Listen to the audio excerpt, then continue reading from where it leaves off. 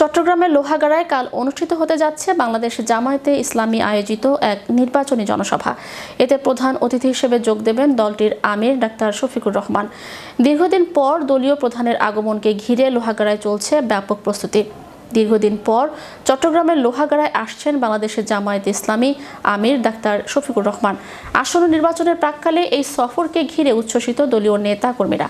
সোমবার সকাল 11টায় লোহাগাড়া উপজেলার পাদুয়া হাই স্কুল মাঠে অনুষ্ঠিত হবে এই নির্বাচনী জনসভাকে সফল করতে ইতোমধ্যে মাঠ প্রস্তুত, মঞ্চ নির্মাণ সহ সার্বিক প্রস্তুতি সম্পন্ন করেছে উপজেলা ও দক্ষিণ জেলা জামায়াত ইসলামী।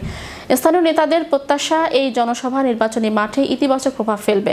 কেন্দ্রীয় নেতার আগমনকে ঘিরে শুধু দলীয় কর্মীরাই নয়, সাধারণ মানুষের মধ্যেও রয়েছে কৌতূহল ও আগ্রহ। অনেকেই মনে করছেন এই জনসভা এলাকার রাজনৈতিক দিক নির্দেশনায় গুরুত্বপূর্ণ ভূমিকা রাখতে পারে।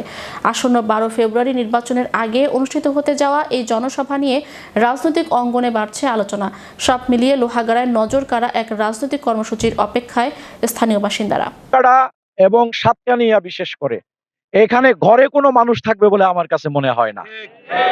আর ঘরে কোনো মানুষ না থাকলে এটা লাখ দিয়ে বলা সম্ভব না। কত হবে নির্বাচনের জনসভার দিনে ইনশাল্লাহ আপনারা লিখবেন, প্রমাণিত হবে যে এখানে আসলেই ঘরে কোনো মানুষ ছিল না।